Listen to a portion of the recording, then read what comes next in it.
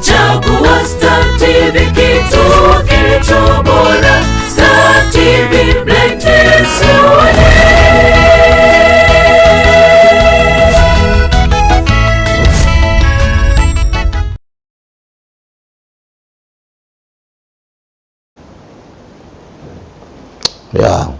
Wapendwa, na kusalimu katika jina la Yesu. Majina yangu naitwa mchungaji Alex Sizi Msambusi, na mtumikia Mungu pale Nzega City Church. Niko hapa kwa makusudi ya kukuletea habari njema asubuhi ya leo. Bwana ametupa wakati mzuri wa kukumbushana habari za ufalme wa mbinguni, na ili tuweze kutenda matendo mema kwa ajili ya kumtumikia Bwana. Msikilizaji wangu, asubuhi ya leo nina kusudi ya kukumbushana maneno ya Mungu ambayo utamkumbusha kwa lipi utakapoingia katika wakati wako kwa mateso. Tunamwona Ezekiel katika kitabu kile cha Isaya sura ya 38. Siku hizo Ezekiel na nukuu, alikuwa katika hatari ya kufa, na Isaya na mwana wa Amos akaenda kwa mfalme akamwambia, Bwana asema hivi, tengeneza mambo ya nyumba yako, maana utakufa wala hutapona. Basi Ezekiel akajigeuza, akaelekea uso wake ukutani, akamwomba Bwana akasema, Bwana, kumbuka haya na kusihi kwamba nimekwenda mbele zako katika kweli na kwa moyo mkamilifu, na kutenda yaliyo mema machoni pako. Ezekiel akalia sana. Ikawa neno la Bwana likamjia Isaya akasema, nenda ukamwambie Ezekiel, Bwana Mungu wako, Mungu wa Daudi baba yako asema hivi, mimi nimesikia maombi yako, nimeyaona machozi yako. Tazama, nitaziongeza siku zako kiasi ya miaka 15. Bwana Yesu asifiwe sana. Mpendwa msikilizaji wangu, napenda kushirikia jambo hili ambalo lilimpata mtu wa Mungu Ezekiel. Na mtumishi wa Mungu alipopatwa habari za kwa taarifa ya kwamba atengeneze mambo ya nyumbani mwake, anakwenda kufa. Lakini Ezekiel alikuwa na ujasiri kwa Mungu. Alimkumbusha Mungu, akamwambia, kumbuka mimi nimekwenda kwa unyenyekevu na amenitenda kwa uelevu. Kumbuka Bwana. Akauangalia ukuta, akamkumbusha Mungu kwamba alitenda matendo mema na alikwenda kwa unyenyekevu. Alikuwa na hofu ya Mungu, aliwatendea watu haki. Ezekiel alikuwa na ujasiri kwa sababu alikuwa ni mwenye haki, alikuwa ni mcha Mungu, alikuwa na hofu. Hata alipopewa taarifa ya kufa, akamsihi Mungu, akamlilia Mungu kwamba ninaomba nipate neema machoni pako. Kumbuka matendo mema niliyowatendea watu wako. Ezekiel ndiye aliyetengeneza mazingira mazuri na kuwatengenezea Wayahudi sehemu za ibada kumwabudu Mungu wao ambaye ni Mungu wetu. Kumbuka matendo yana nguvu kuliko maneno. Mungu akasikia kilio cha Ezekiel, akamtuma tena mjumbe kwamba nenda kamwambie nitamuongezea siku za miaka 15 tena. Lakini tunachokiona hapa kwa Ezekiel, alikuwa ni mcha Mungu, alikuwa na hofu ya Mungu. Hata alipopokea taarifa ya kufa, alikuwa na ujasiri wa kumsihi Mungu. Mimi na wewe tuna kazi ya kufanya ili tutakapopatwa changamoto yoyote, na sisi tuwekeze kwa Mungu kama Ezekiel. Ili natufundisha, tunapewa fursa ili tuweze kusimama mbele za Mungu. Lazima tuwe na mambo ambayo tumefanya kwa watu wa Mungu. Bwana asifiwe sana. Mpendwa msikilizaji wangu, Tuko duniani, tunasafiri, tunapita. Hapa sipo petu, lakini mtetezi wetu yu hai. Na kama yu hai anaangalia tunaishi sawasawa na neno la Mungu au tunaishi pasipo kutimiza mapenzi ya Mungu. Nikusii leo uanze kubadilika. Wekeza kwa Bwana. Tengeneza mambo yako kabla hujaondoka katika uso wa nchi. Wekeza kwa kufanya kazi pamoja na watumishi wa Mungu. Watumishi wa Mungu wanatamani kuona unasimama pamoja nao katika huduma zao. Ezekieli aliwafahamu watu wa Mungu, akawatendea mema, akafanya mema. Alipoingia kwenye changamoto za kawaida za kufa, aliomba Mungu akumbuke. Isaya 43 mstari ule wa 26, napo Mungu anasema, nikumbushe, eleza mambo yako upate kupewa haki yako. Ili uweze kumkumbusha Mungu, ni kwamba kuna vitu umefanya ambavyo vinakupa ujasiri kumsogelea Mungu.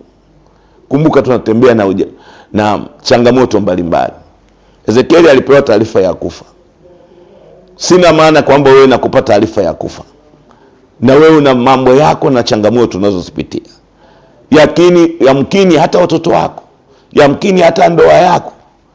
Hebu watendee mema, utakuwa na ujasiri wa kumkumbusha Mungu kwamba nimekutumikia Mungu, nimejitoa. Tazama madhabahu ile nimeihudumia, watumishi nimewahudumia. Mungu atakukumbuka. Na ukimkumbusha Mungu, yeye ni mwaminifu, hawezi kusahau, na hawezi kusahau mambo tunayoyatenda. Mungu alikumbuka aliyoyatenda Ezekieli, akamwongezea miaka 15.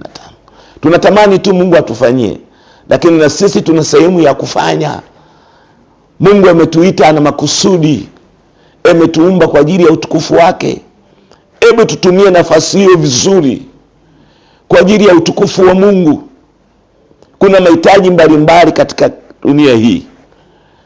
Tunahitaji kushare na watumishi wa Mungu, kuifanya kazi ya Mungu. Nikukumbushe kidogo, hata wakati wa Yesu alipokuwepo duniani, alikuwa kuna jemedari mmoja ambaye mwenye uwezo, ambaye aliwasaidia Wayahudi. Sasa mtumishi wake akawa katika hali ya kufa.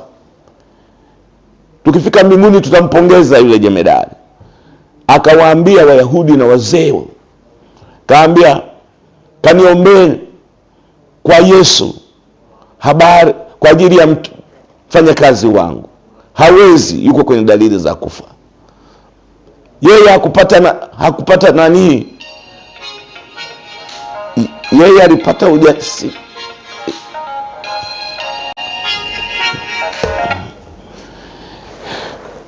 Yeye hakuwa na nafasi ya kusogelea, kwa sababu kwanza wanajeshi wana nidhamu. Yeye akawatuma wazee, kaambia Yesu kwamba kuna mtu mmoja hapa, mtu mwenye haki, mwenye matendo mema, ametujengea na nyumba zetu za ibada, lakini anahitaji, ana changamoto, fanya kazi wake hawezi. Yale matendo yakampa Yesu naye hamasa, akasema mleteni, au mgonjwa wake amepona. Mimi na wewe tutamkumbusha Mungu kwa lipi? Hebu tujitathmini, kwa tunahitaji kumkumbusha Mungu, na sisi tumefanya kwa sehemu yetu. Katika siku hizo ambazo bado tunaishi, ninakushauri uwe mtu mwenye kutenda mema. Mungu anatutazamia kufanya matendo mema, na Mungu akupe neema bado lingalipo na fursa ya kutenda mema. Wako watu yatima, wajane, wenye mahitaji mbalimbali. Nyumba za ibada zinahitaji vyombo vya kumwabudu Mungu, kunahitajika majengo ya kumfanyia Mungu ibada. Elekeza nguvu zako, elekeza baraka zako Mungu alizokubariki. Hebu tujitoe, ujitoe mtu wa Mungu, na hizo changamoto zako Mungu anakwenda kushughulika nazo. Mpendo wa msikilizaji wangu, Mungu anatupenda, ndio maana anayatuma maneno yake kuja kwetu. Mungu anakupenda, na hizo changamoto unazozipitia kwa Mungu ni nyepesi. Tumeona Ezekieli alipewa miaka 15 za kuishi. Tumeona yule jemedari naye alipata nafasi ya kuponywa mtu wake. Wewe unapitia vitu gani sasa? Hebu jikite kutenda matendo mema, upate nafasi ya kumtumikia Mungu.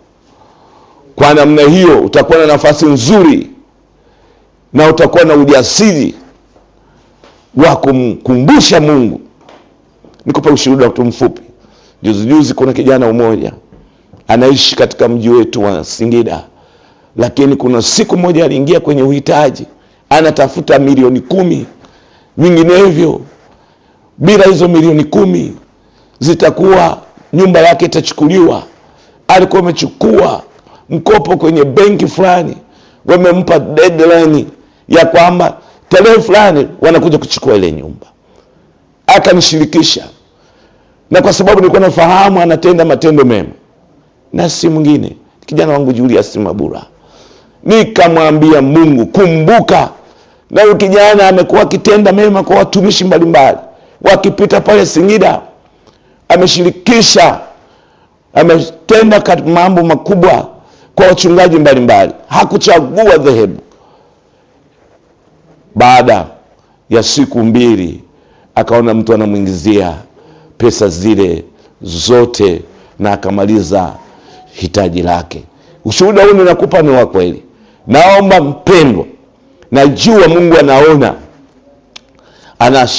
anaona watu wanaopitia changamoto mbalimbali. Changamoto unayopitia ni ndogo. Asubuhi ya leo utakaposikiliza huu ujumbe, hebu fanya mambo mawili muhimu. Endelea kumcha Mungu na kumtumaini yeye, na uendelee kuwatenda mema. Kwa kuna taasisi za yatima na wajane. Achilia elekeza mali zako kule, na Mungu atakukumbuka, na wewe utamkumbusha kama nilivyomkumbusha kwa kijana wangu Julius Mabura. Mimi ni mtu mzima, nimeokoka mwaka 78. Nimefahamu nguvu za Mungu na utendaji wa Mungu. Ninazo shuhuda nyingi, lakini kwa ushuhuda huu ukutoe bahari ambapo ulipoumia na unapopitia, lakini yuko Mungu aliye hai. Haitegemei kitu chochote, kinategemea neno lake, na ile kazi iliyofanyika pale msalabani ina nguvu ya kufanya ukombozi katika familia yako. Haijalishi una umri gani, haijalishi una elimu gani. Kumbuka huyu alikuwa mfalme, kumbuka huyu alikuwa jemedari, lakini Mungu, walimwendea Mungu, walifahamu nguvu ya Mungu, walifahamu kwamba kuna mambo Mungu peke yake ndio anaweza. Mahali pengine pesa haziwezi, elimu haiwezi, ujuzi hauwezi. Mungu atabakia kuwa Mungu na kuelekeza kwa Mungu asubuhi ya leo. Na Mungu mwenye upendo akikumbushwa huaga achelewi. Na Mungu mwenye upendo akikumbushwa hata kwenye hitaji lako. Mke wako hana watoto, mtoto mlie naye anawachanganya, ukoo wenu mmechanganyikiwa, lakini hebu elekezeni nguvu zenu sasa kwenye msalaba wa Yesu, kwenye utumishi. Shikamaneni na watumishi wa Mungu, toweni mali zenu, toweni muda wenu, ingieni kwenye nyumba ya ibada. Hata asubuhi ya leo ninakualika na nitakuombea baada ya ujumbe huu. Mungu hashindwi, Wanadamu tunaposhindwa, yeye ndio anapoanzia hapo hapo. Ninakusihi mtu wa Mungu, dada yangu, kaka yangu, baba yangu, mkuu wangu, ninakualika asubuhi ya leo. Matendo mema yana nguvu ya kutupa nafasi tena ya kuendelea katika hali ya mafanikio. Nampenda huyu Mungu. Mungu huyu haangalii umri, haangalii uwezo. Mungu yeye yuko zaidi ya vitu vyote. Nikushirikishe maombi haya. Takapokwenda kumaliza ujumbe wangu, na kushirikisha nikuombee. Mungu afungue fahamu zako, afungue fahamu zetu, tuelekeze kuwekeza kwa Mungu. Tutakapokuwa na uhitaji, tutamkumbusha Mungu. Elekeza nguvu zako, elekeza uchumi wako, elekeza muda wako kwa Bwana. Tutamkumbusha wakati wa uhitaji, naye atatujalia, atatupa nafasi ya kurejesha mambo yaliyoliwa na manumanu na palale. Yeye ni mwaminifu. Nikuombee hapo hapo ulipo unaponisikiliza. Niko hapa Live Star TV. Ninatamani kukuombea. Moyo wako ni mzito, mwili wako ni mzito, familia yako, mambo unayopitia wewe mwenyewe ndio unajua. Lakini neno la Mungu lina nguvu. Hapo hapo Mungu anakwenda kufanya muujiza, na utakwenda kushuhudia ya kwamba huduma uliyoipata siku hii ya leo imekutoa mahali na kukupeleka mahali.